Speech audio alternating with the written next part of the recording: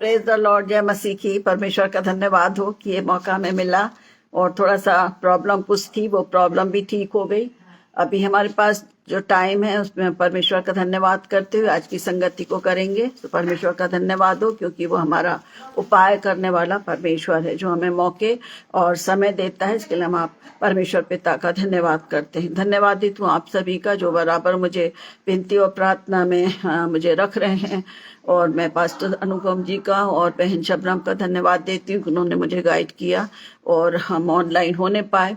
और इस धन्यवादित हूँ कि मैं सोचती हूँ कि पूरे इस वर्ष में आप लोग ने मुझे मौका दिया कि मैं इस पेज से जुड़कर परमेश्वर के वचन को बांट सकूं, उससे सीख सकूं। तो आप सभी का इसके लिए मैं आपको हृदय से धन्यवाद देती हूं और चाहती हूं कि मुझे प्रार्थना में उठाइए, ताकि जो योजना प्रभु ने मेरे लिए रखी है उसको मैं आप सभी के साथ मिलकर पूरा कर सकूं। तो पुनः आज की संगति में, जो कि आगरा मसीह मंडली के रूप में हम इकट्ठा होते हैं पेज पर, मैं आप सभी का स्वागत करती हूँ। परमेश्वरता की बहुत सारी आशीषों का कामना आप लिए करती हूँ। तो इससे पहले कि हम आगे जाएं, हम एक छोटे गीत को हम गाएंगे और आराधना के रूप में, और फिर हम वचन पर मनन करेंगे। इससे पहले कि हम छोटी संगति में हम जाएं, सर्वप्रथम हम परमेश्वर का धन्यवाद करें और उसके नाम को धन्य कहें प्रार्थना के साथ।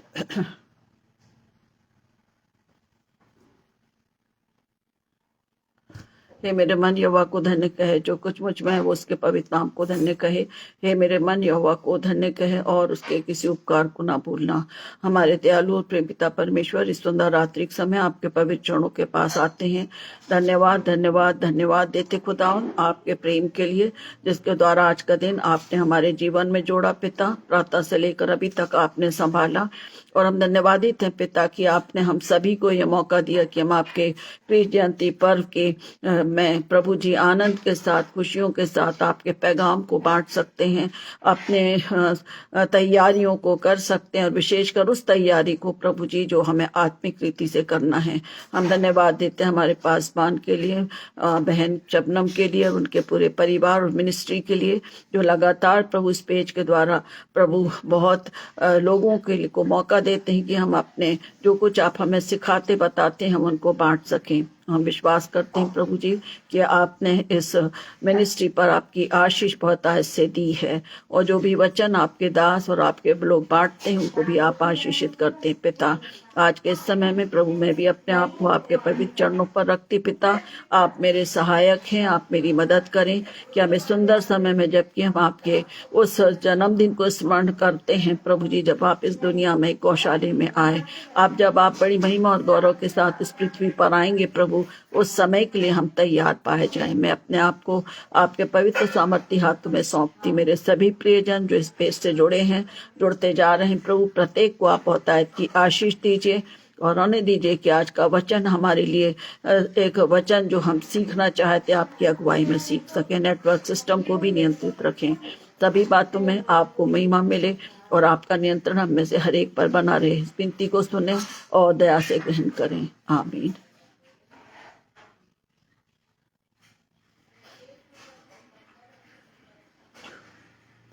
जो गीत मैं गा रही हूँ एक पद के साथ ही मैं गाऊंगी, ताकि जो थोड़ा सा समय बचा है उसमें हम वचन पर मनन कर सकें।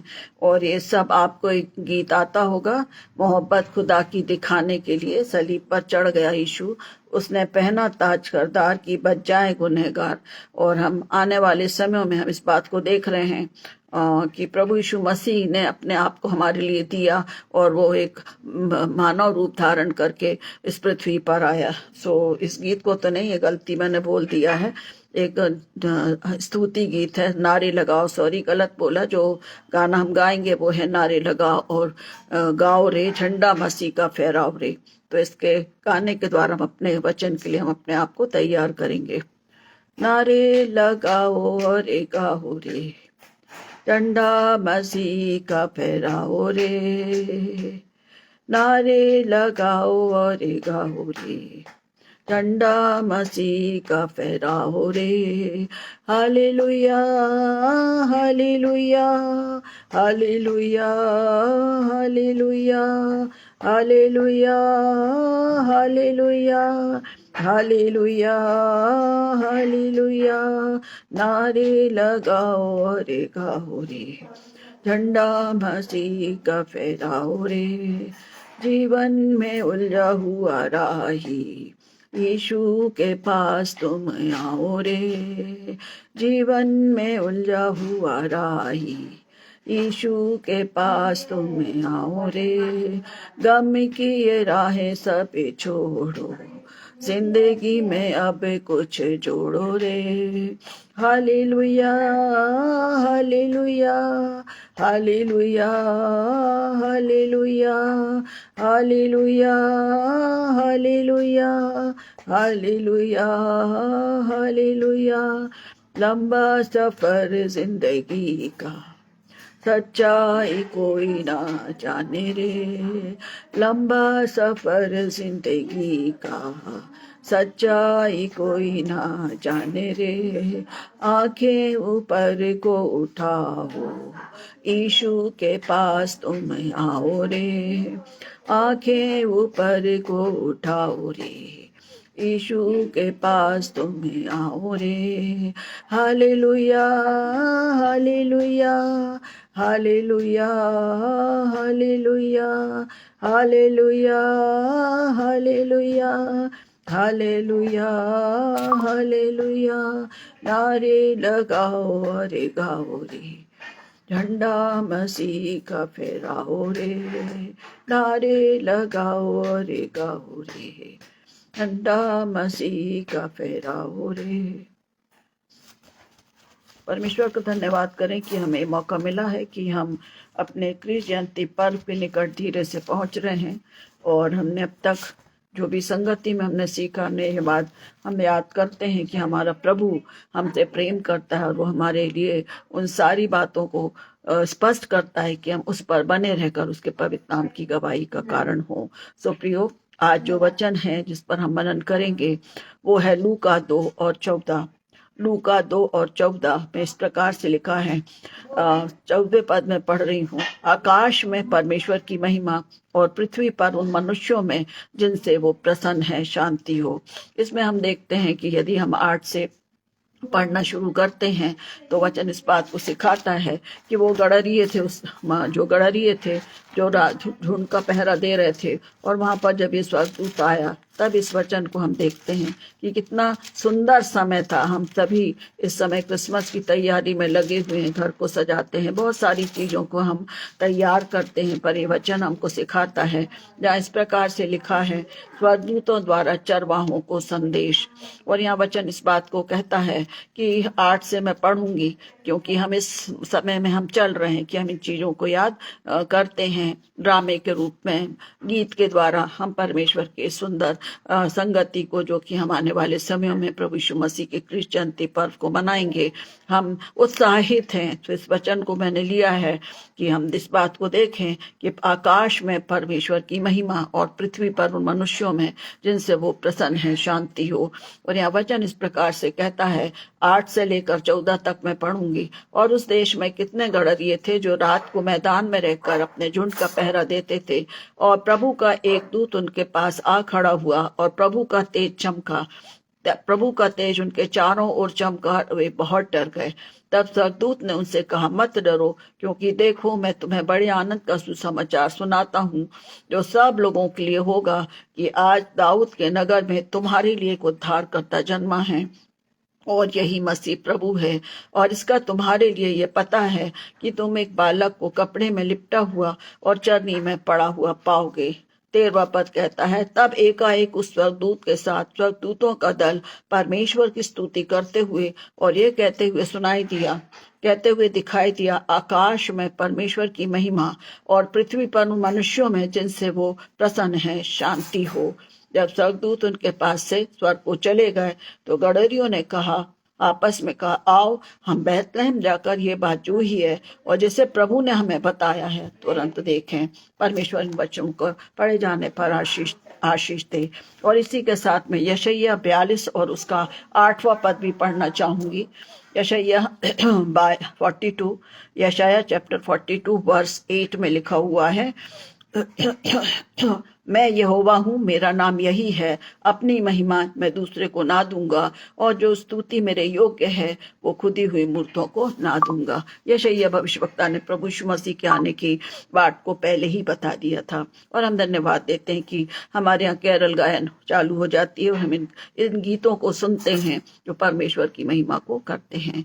अब जब इस वचन के लिए मैं तैयारी कर रही थी, मैं स्पष्ट रीति से इस बात को बताना चाहती हूँ कि बचपन से लेकर इस बात को पता नहीं कितनी बार हमने बोला है, मैंने बोला है, ड्रामे में बोला है, अभी भी क्रिसमस ट्री के समय में हम बहुत सारे वचनों को बोलते हैं।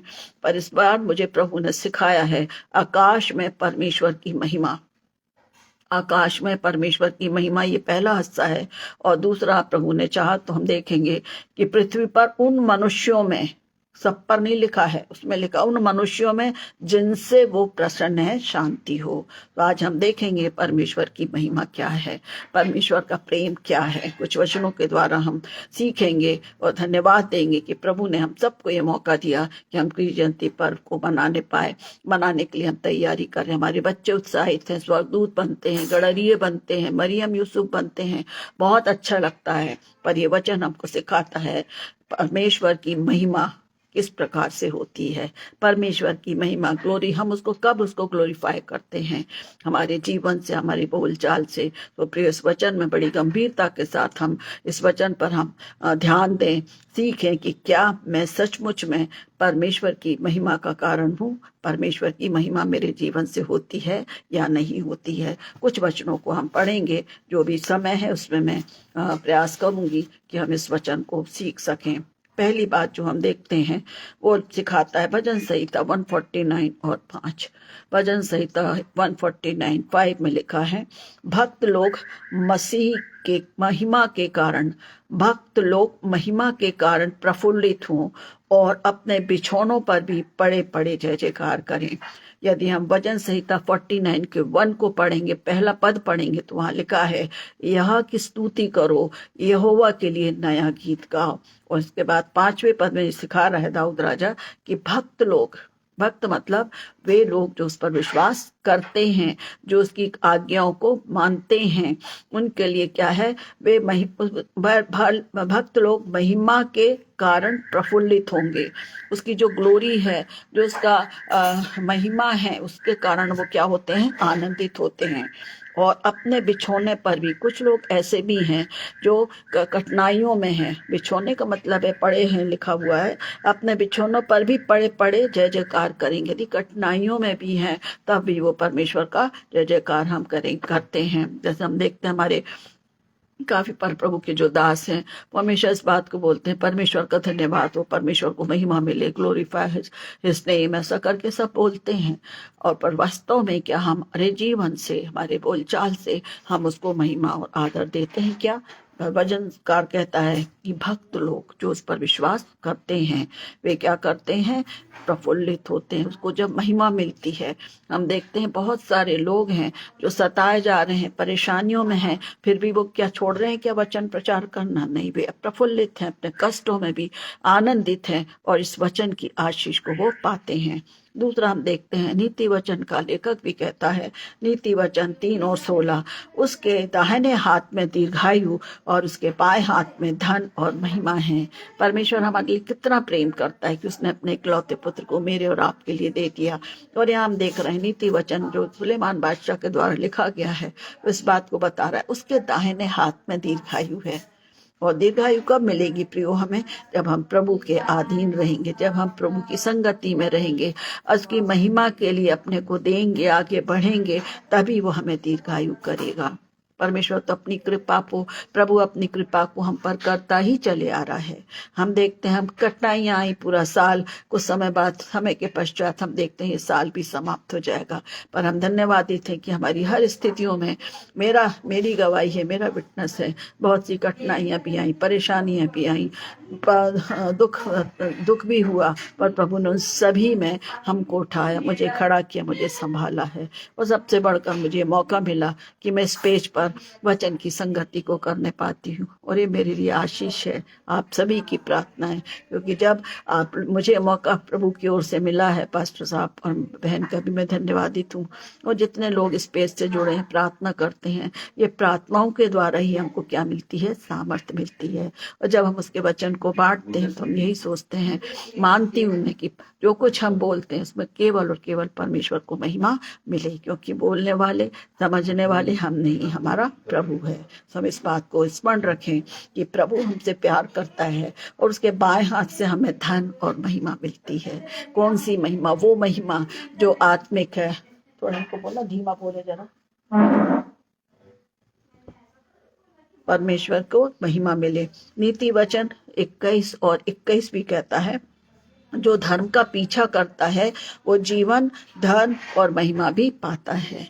नीति वचन 21 और 21, जो धर्म का पीछा करता है, और हम जानते हैं कि धर्म क्या है, कई बार हम इस पर बात करते हैं, इस बात को हमको याद रहना चाहिए कि वचन के अनुसार धर्म क्या है। और हम देखते हैं कि जब परमेश्वर ने इब्राहिम से पूछा कि तेरा वंश, उसने बोला मेरा वंश तो यही एक जो है उसका सेवक है वो होगा।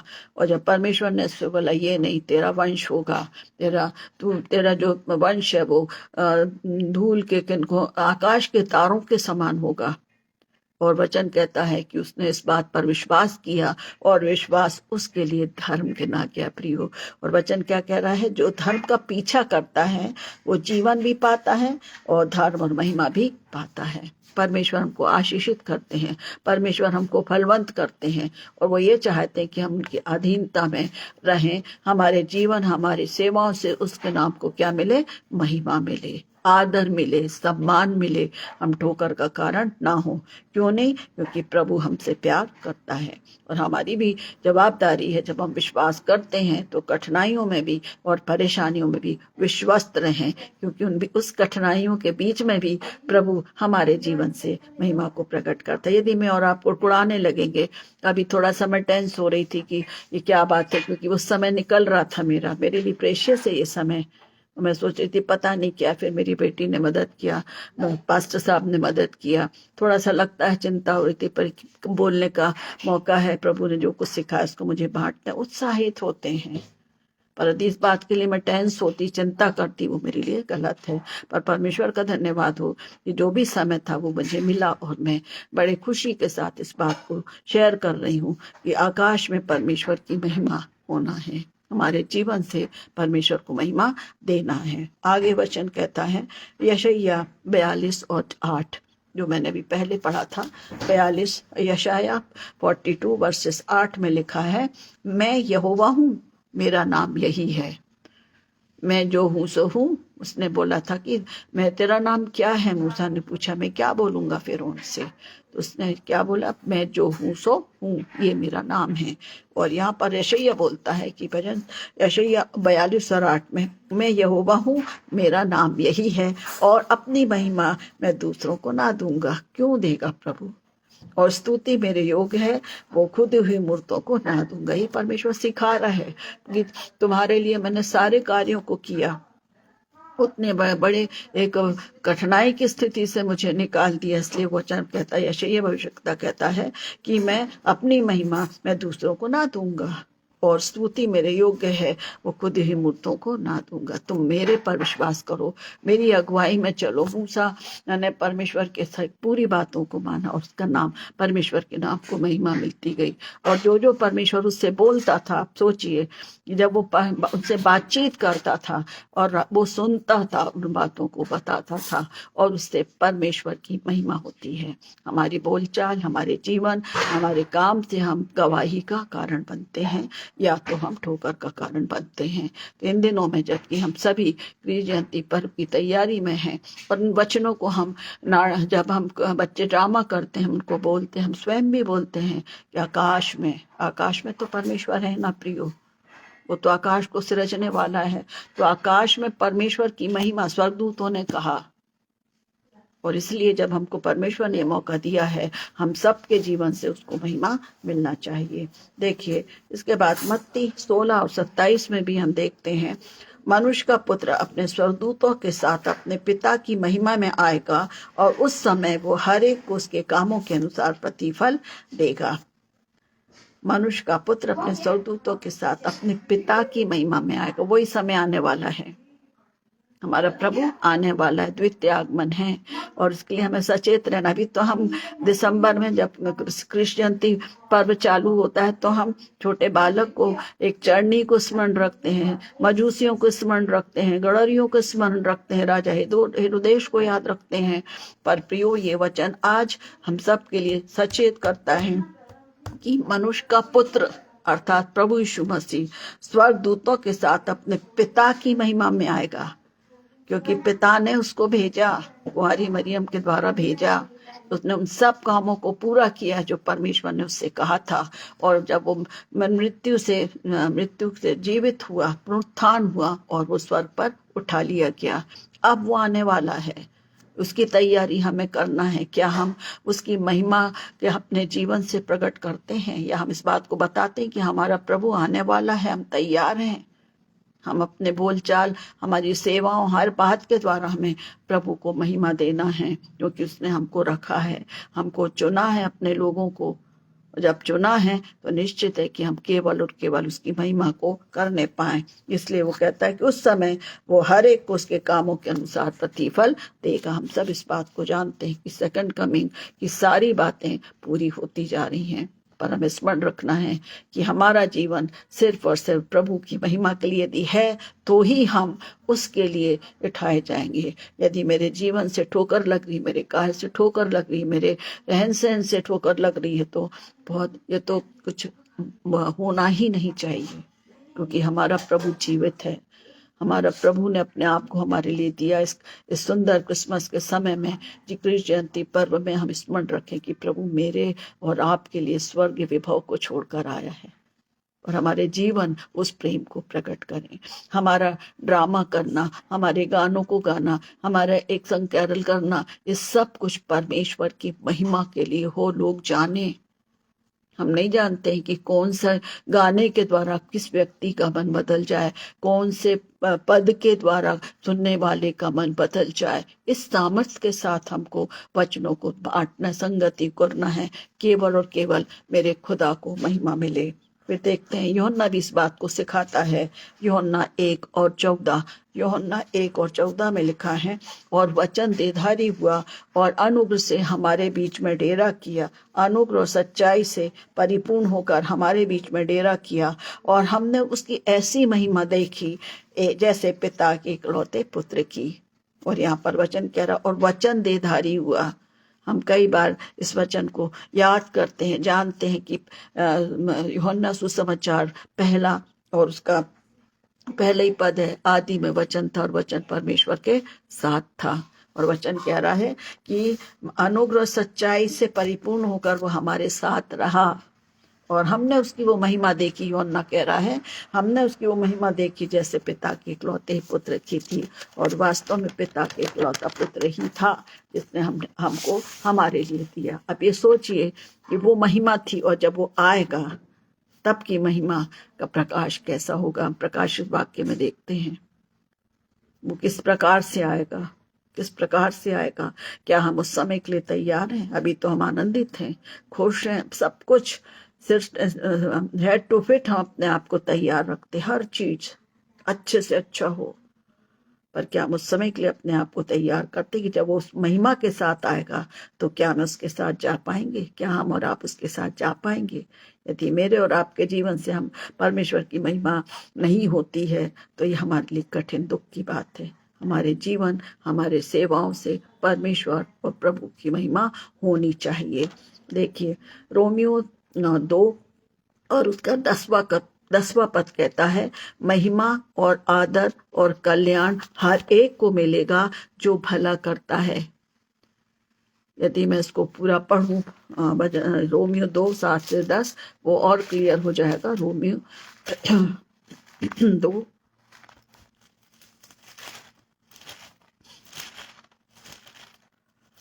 2:7-10 पढ़ती हूँ।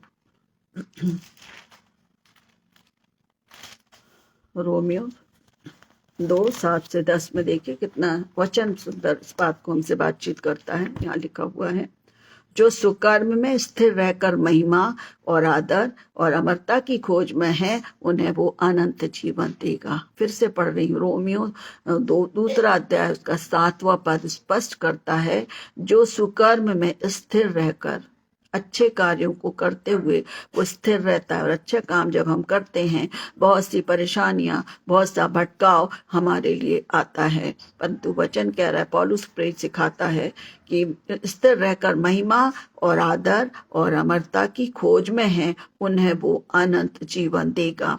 पर जो विवादी और सत्य को नहीं मानते पर अधर्म के मानते हैं, उन पर क्रोध और कोप पड़ेगा और क्लेश और संकट हर एक मनुष्य के प्राण पर जो बुरा करता है आएगा, पहले यहूदी फिर यूनानी।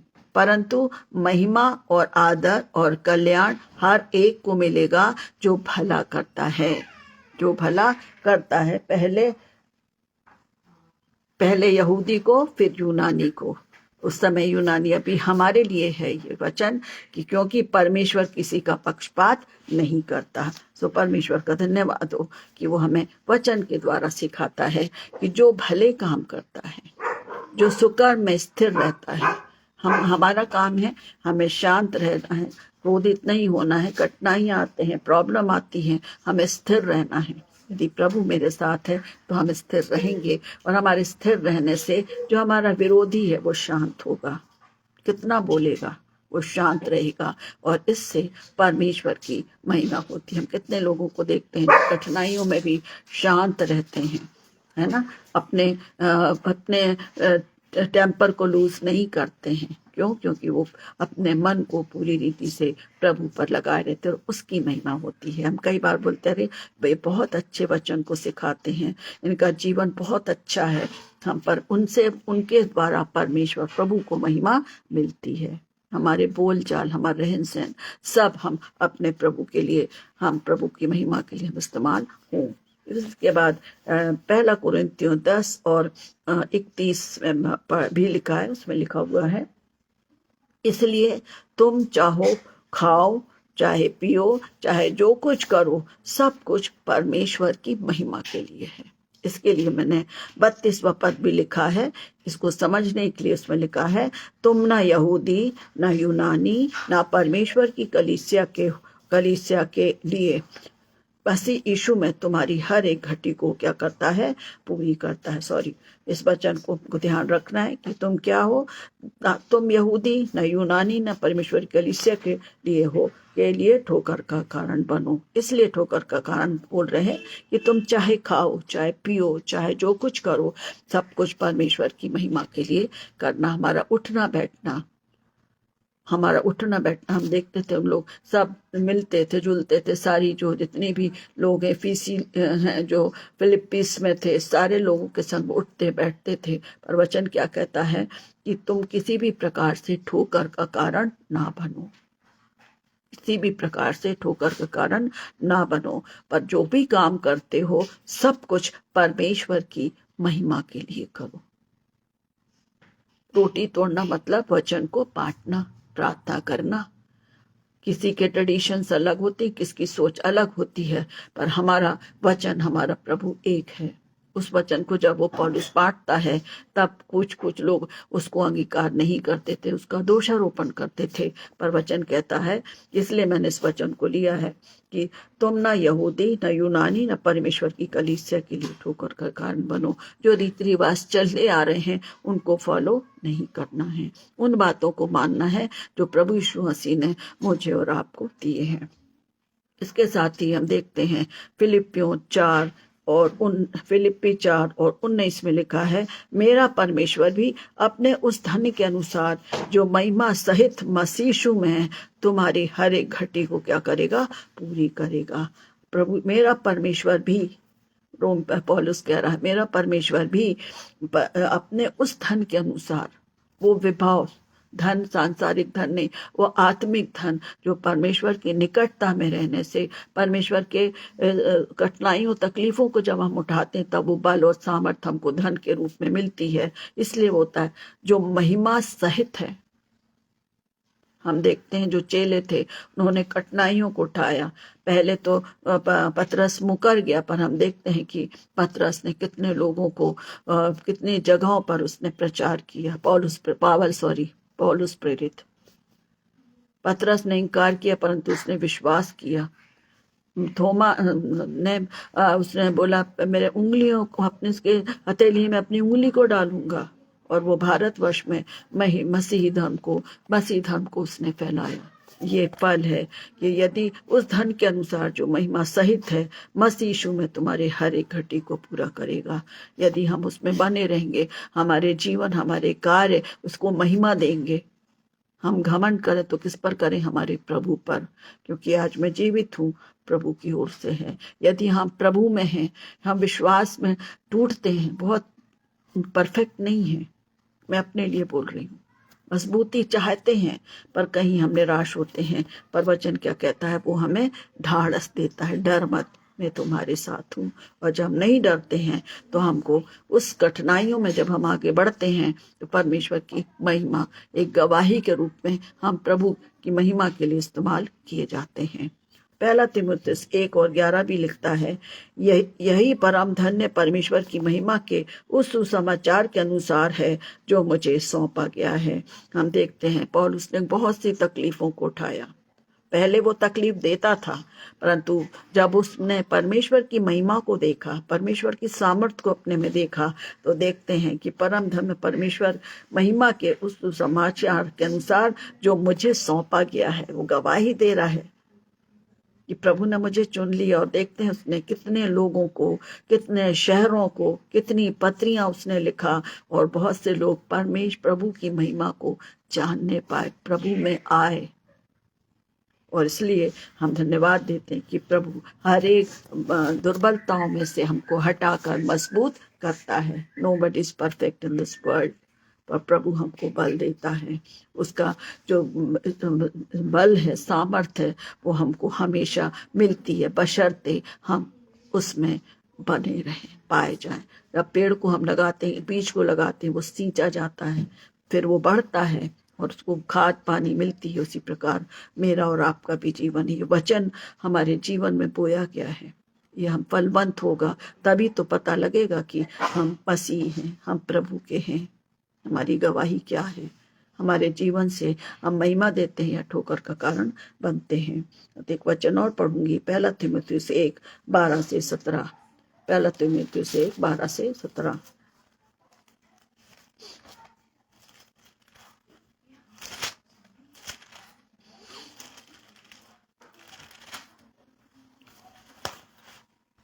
पहला तीमुथियुस 1:12-17।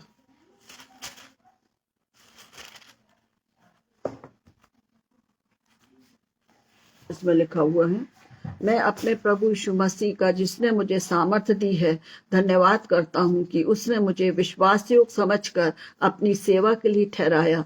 मैं तो पहले निंदा करने वाला और सताने वाला और अंधेर करने वाला था, तो भी मुझ पर दया हुई, क्योंकि मैंने अविश्वास की दशा में बिना समझे बूझे ये काम किए हैं। मैं आपसे निवेदन करूंगी, जितने भी लोग इसमें जुड़े हुए हैं, इस वचन को आप पढ़ें ताकि उसकी महिमा के विषय में हम जान सकें।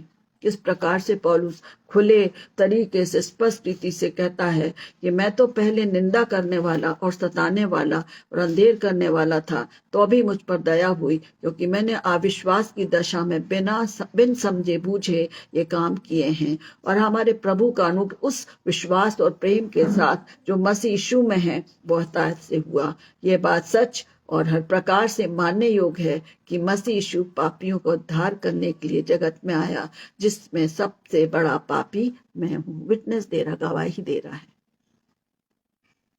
इसलिए वचन कहता है कि क्या करना है हमको, बराबर परमेश्वर की निकटता में बढ़ना है। 17वां पद कहता है, अब सनातन राजा अर्थात अविनाशी अनदेखे एकमात्र परमेश्वर का आदर और महिमा युगानुयुग होती रहे।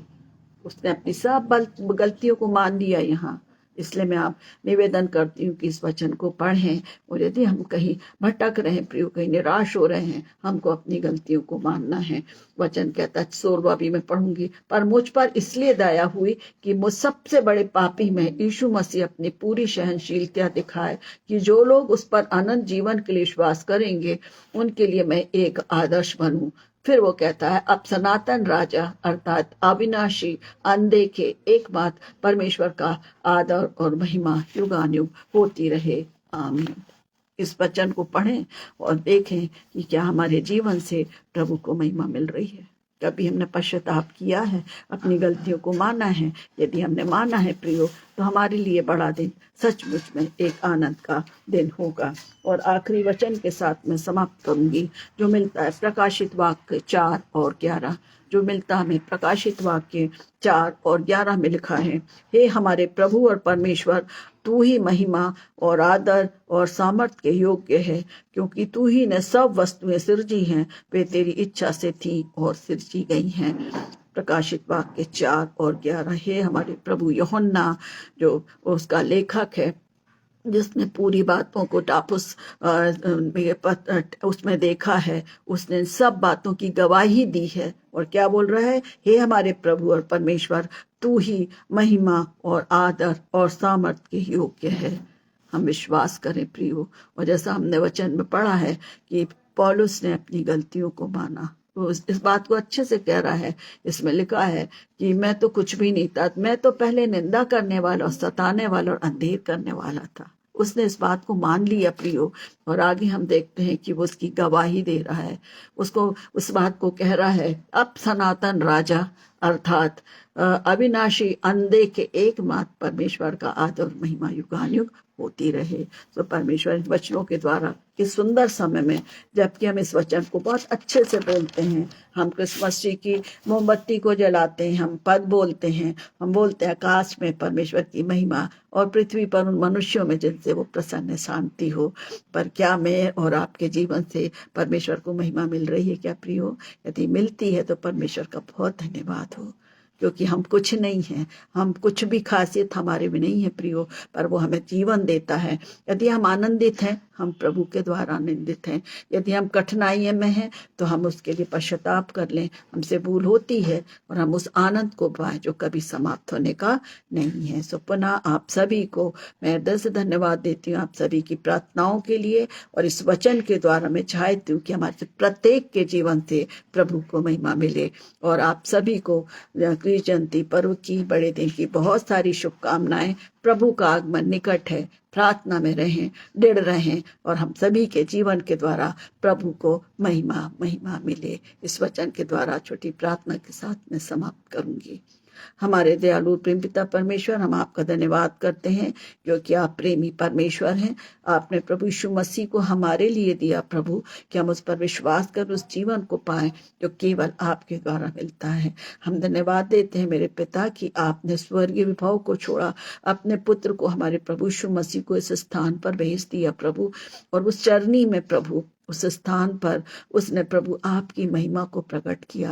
मैं धन्यवाद देती हूँ प्रभु, एक एक बातों को जब हम स्मरण रखते हैं, उस तारे को, स्वर्गदूत को, उन गड़हरियों को, उन ज्योतिषियों को, प्रभु सचमुच में उनने आपकी महिमा की। वे चुने गए थे, उनको नहीं मालूम था कि क्या है, पर जब उन्होंने, स्वर्गदूतों ने कहा कि आज तुम्हारे लिए सुसमाचार है पिता, आज जितने भी मेरे प्रियजन इस वचन को सुन रहे हैं या सुनेंगे प्रभु, आपने अपने वचन को हम सब पर प्रकट किया है मेरे पिता, हर एक पर प्रकट किया है। हमारे आदरणीय पासवान, उनके परिवार, उनकी मिनिस्ट्री पर, स्पेस से जुड़े प्रत्येक लोगों पर आपने प्रकट किया है। और मैं यही चाहती हूँ प्रभु कि हम हमारे जीवनों के द्वारा आप महिमा पाएं, इस मिनिस्ट्री के द्वारा आप महिमा पाएं, और इस बात को कह सकें, आकाश में परमेश्वर की महिमा और पृथ्वी पर उन मनुष्यों में जिनसे वो प्रसन्न है शांति हो। सारा आदर मान देती हूँ प्रभु आपको और चाहती हूँ कि हमारे सभी प्रियों को आशीष दीजिए, सहायता दीजिए कि सुंदर समय में हम स्मरण रखें कि हमारे जीवन आपकी महिमा के लिए इस्तेमाल किए जाएं। इस रात्रि में आपकी सुरक्षा दीजिए, आगे के जो भी आपके सेवक वचन को बांटेंगे उनको भी बल और सामर्थ दीजिए कि हम आनंदित रहें, हमारे जीवन प्रभु आपको महिमा दे। आपकी मर्जी के मुताबिक ही हम नए दिन को देखें और आपकी मर्जी के मुताबिक हम इस्तेमाल हों, हमें से प्रत्येक का जीवन आपको महिमा दे। सारा धनमान आपको मिले मेरे खुदावंद। विनती को सुने और दया से ग्रहण करें। आमीन आमीन आमीन। यीशु साहब शुभ रात्रि।